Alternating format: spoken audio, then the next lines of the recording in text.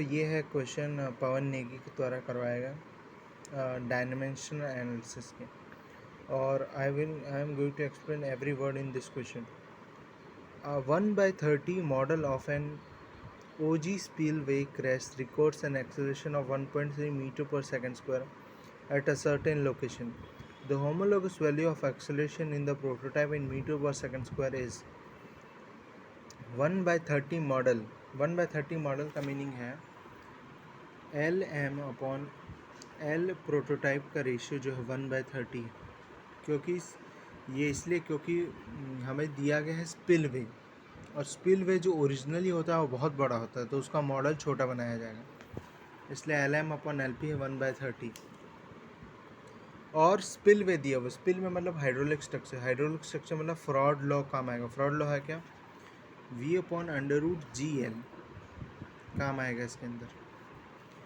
Records an acceleration of 1.3 metre पर second, मतलब model के किसी एक पॉइंट पे एक्सेलेरेशन जो है वो होगा 1.3 मीटर पर सेकंड, मीटर पर सेकंड स्क्वायर. तो यही एक्सेलेरेशन प्रोटोटाइप पे कितना होगा? सबसे पहले बात, दोनों सेम नहीं होंगे. AM अपॉन AP का रेशियो क्या होगा वो फाइंड करना होगा, फिर AP का हम बता सकते हैं. तो ये कहाँ से आएगा? ये आएगा, इसको लाएंगे हम यहाँ से, इसको कुछ यूज़ करके. कैसे? तो इसका सॉल्यूशन कैसे होगा? VM upon √GLM is equal to VP upon √GLP. √G तो कर जाएंगे क्योंकि ग्रेविटेशन फोर्स, ग्रेविटेशन एक्सेलरेशन वो तो सेम ही रहेगा. मॉडल ही कुछ भी हो, अर्थ के अंदर है तो सेम रहेगा. VM की वैल्यू नहीं दी हुई, मैं VP की वैल्यू नहीं हुई. √LM और √LP में कुछ हो सकता है. VM upon VP is equal to √LM upon LP. √LM upon LP क्या? 1/30. मतलब VM अपॉन V की वैल्यू तो आ गई. अब वेलोसिटी से एक्सेलरेशन जाना है, मतलब इसकी वैल्यू निकालेंगे. इसकी वैल्यू क्या होगी?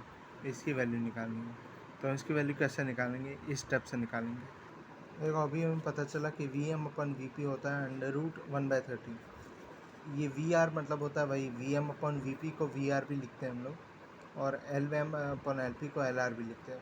तो यहाँ से अगर VR² is equal to LR. ये फ्रॉड लॉ में ये हमेशा वैलिड होता है. अब क्या करेंगे? अपॉन इसके बाद जो भी होगा वो इलॉजिकल होगा और ऐसे ही पर करना होगा. TR VR² अपॉन TR अभी पता नहीं, पर LR अपॉन TR क्या होगा? VR. मतलब लेंथ अपॉन टाइम क्या होगा? डिस्टेंस अपॉन टाइम क्या होगा? वेलोसिटी. तो VR² upon TR is equal to VR. यहाँ से कटा VR upon TR is equal to 1. तो AR इज इक्वल टू 1. मतलब acceleration of model upon acceleration of prototype का रेशियो आगे 1. तो मतलब एक्सेलरेशन ऑफ प्रोटोटाइप जो होगा वो भी होगा एक्सेलरेशन ऑफ मॉडल के बराबर. तो इम्पॉर्टेंट बात, फ्रॉड लॉ में ये हमेशा वैलिड होता है कि एक्सेलरेशन ऑफ मॉडल और एक्सेलरेशन ऑफ प्रोटोटाइप सेम होंगे. तो this is the important point to be remember, that acceleration of model is equal to acceleration of prototype in Froude law. Froude मतलब ग्रेविटी वाला, जहाँ भी हाइड्रोलिक स्ट्रक्चर आ जाएगा. और ये अभी TR जो लिया था वो तो समझ रहे, time ratio TM upon TP, मतलब time for model upon time for prototype. पता नहीं क्या रिप्रेजेंट करता है, पर ऐसा लिया जाता है. Now second question. A laboratory model of a river is built on a geometrical scale of 1/100. The fluid used in the model is oil of mass density 900 kg per meter cube. The highest flood in the river is 10,000 meter cube per second. The corresponding discharge in the model shall be. मतलब क्या क्या दिया question में? सबसे पहले दिया बात दी LM upon LP की वैल्यू दी है 1/100. और क्या क्या दिया है? पहली बात तो रिवर दिया है, इसका मतलब फ्रॉड लॉ का कहीं ना कहीं इस्तेमाल आएगा.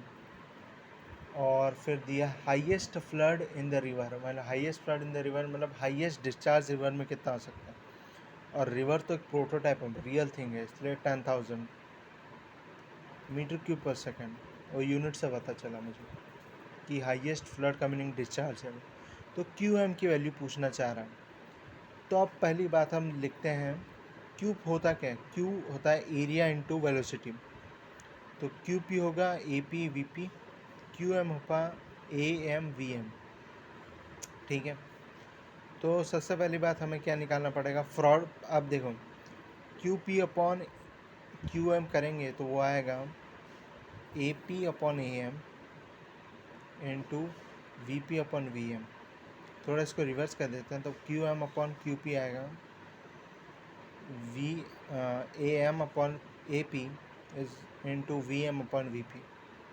तो देखो A M upon A P जो फर्स्ट उसमें पढ़ा कि एल आर स्क्वायर होता है, मतलब आर स्क्वायर, तो इस रेशियो का स्क्वायर 1/100 का स्क्वायर। अब V M upon V P, देखो ये वेलोसिटी है, इसको लेंथ का रेशियो नहीं ले सकते, तो वेलोसिटी कहाँ से निकालनी पड़ेगी, यही काम आएगा फ्रॉड लॉ। ये देखो फ्रॉड लॉ से हमें पता चलेगा वी एम अपन वी की वैल्यू होती है under root L M upon L P. तो यहाँ से हमें पता चलेगा under root L M upon L P, जिसकी वजह से हम Q P upon Q M के में इसकी वैल्यू निकाल सकेंगे। वी एम अपन वी की वैल्यू आ गई वही under root L M upon L P, मतलब 1/10। तो यही A M upon A P तो आर स्क्वायर होता है, तो यही हो गया। देखो क्यू एम की वैल्यू इससे आ जाएगी आसानी से। And one more important thing is Q M upon Q P is equal to L R का L R is to 5/2 for Froude law. देखो करके देखो 1/100 इज टू 5/2 कितना होता है, करके देखो, इससे भी आंसर जाएगा। मतलब Q R is equal to L R is to 5/2, Q R Y Q M upon Q M. For Froude law ये हमेशा वैलिड होगा अगर डायरेक्ट आंसर निकालना चाहो तो। Now the next question is the flow of glycerine, जिसकी kinematic viscosity दी हुई है, in an open channel is to be modeled in a laboratory using water, जिसकी ये है, as a flowing fluid. If the gravity and the viscosity both are important, what should be the length, scale, ratio of prototype to model dimension for maintaining dynamic stability? So पहले question को understand करते हैं। असली वाले जो open channel उसके अंदर glycerine flow कर रहा है, ग्लिसरीन जिसकी काइनेमेटिक विस्कोसिटी दी हुई। अगर काइनेमेटिक विस्कोसिटी दी है मतलब शायद रेनॉल्ड्स नंबर यूज़ हो रहा, पर ओपन चैनल दिया तो इसका मतलब फ्रॉड लॉ भी इस्तेमाल होगा। और इसने आगे लिखा हुआ है कि ग्रेविटी और विस्कोसिटी दोनों यूज़फुल है, मतलब इसके अंदर फ्रॉड और रेनॉल्ड दोनों इस्तेमाल किए जा सकते हैं। तो हमें लेंथ स्केल रेशियो पूछा है, L M upon L R नहीं, मतलब L P upon L R की यहाँ क्वेश्चन पूछा है। लेंथ स्केल रेशियो तो L M upon L P होता है, पर यहाँ L P upon L M पूछा है, तो कैसे निकालेंगे। तो इसका निकालने का सबसे पहले तरीका है रेनॉल्ड नंबर लगाने का। लगाते हैं रेनॉल्ड नंबर। रेनॉल्ड नंबर लगाने से क्या होगा,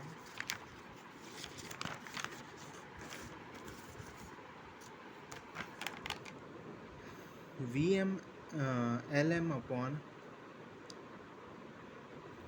we P L P upon, तो V M L M upon V P L P की वैल्यू आ जाएगी वी पी एल पी।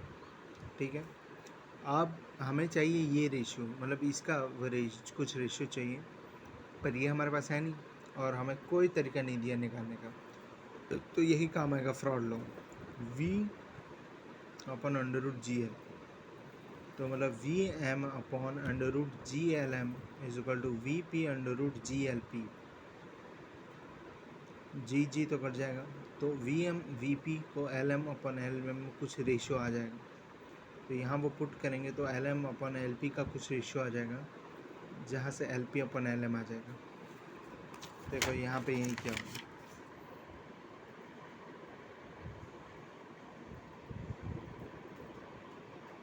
ठीक है, मतलब जब क्वेश्चन में दोनों दिया हो तो दोनों यूज़ कर सकते हैं।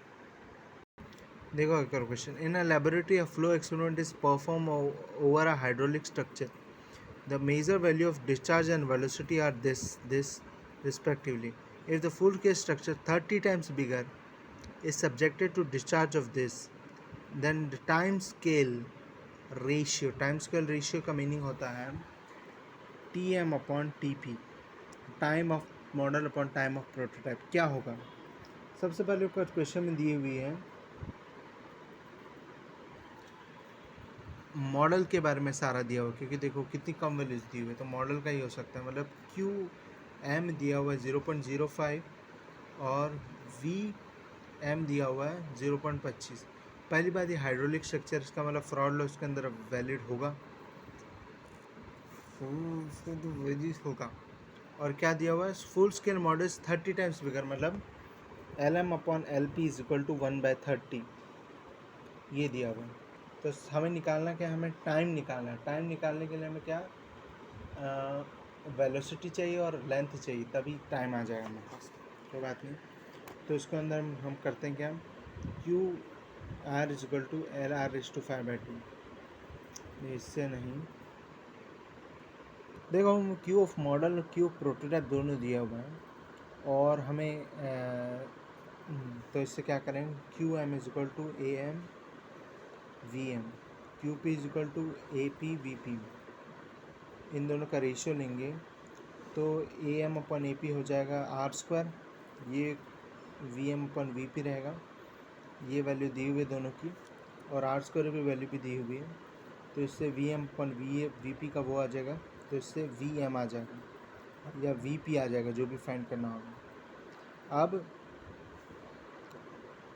We M upon V P हो जाएगा L M upon T M और L P upon T P, मतलब डिस्टेंस अपॉन टाइम। तो इससे आ जाएगा T M upon T P की वैल्यू, क्योंकि दोनों तो ये और ये तो दी हुई है। तो देखो यहीं पे यही किया, time square model means ratio of time. So this is the question, oil जिसकी काइनेमेटिक विस्कोसिटी दी हुई है flow through a pipe of 0.5 diameter with a velocity of 10 meter per second, water इतनी वो जो भी दिया हुआ है is flowing through a model pipe of diameter this, for satisfying the dynamic similar to the velocity of the water। पहली बात सारे जो टर्म्स दिए हैं उनको लिखना पड़ेगा, और फ्लो इन वाटर है, मतलब रेनॉल्ड लॉ जो है वह वैलिड होगा। विस्कोसिटी दी हुई इससे भी पता चलता है कि रेनॉल्ड लॉ जो है वैलिड होगा। तो हमें वी एम अपन वी की वैल्यू निकालनी है, तो उसके लिए काइनेमेटिक विस्कोसिटी दी हुई है और क्या दिया हुआ है, डायमीटर दिया हुआ है, तो निकल जाएगा आसानी से, कुछ है ही नहीं इसके अंदर। ये देखो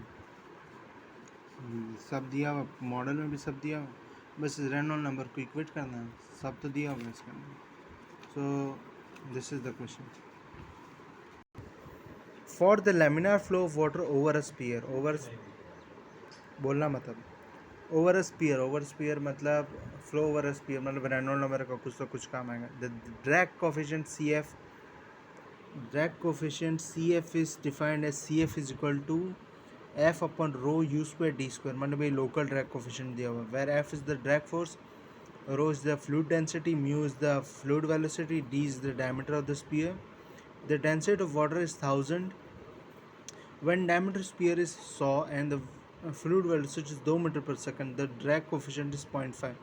If water now flows over under sphere of this diameter under dimensionally similar condition, the drag force is, मतलब अब वाटर इसके ऊपर फ्लो कर रहा है, मतलब वाटर की डेंसिटी सेम होगी, वाटर की विस्कोसिटी सेम होगी, बस डायमीटर अलग होगा और फ्लो ऑफ वाटर अलग होगा, तो उसके से ड्रैग में चेंज आएगा। और वन इम्पॉर्टेंट बात, हमने पढ़ा था कि ड्रैग कोफिशिएंट जो होगा वो सेम रहेगा हमेशा इसके अंदर, तो ड्रैग कोफिशिएंट सेम रहेगा।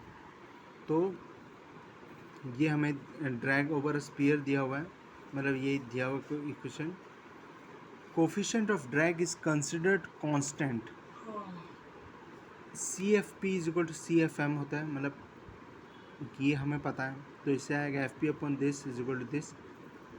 अब देखो यू एम की वैल्यू हमें नहीं दी हो, मतलब मॉडल के ऊपर से, मॉडल मतलब वही जो नया स्पीयर हो उसे मॉडल मान लेते हैं।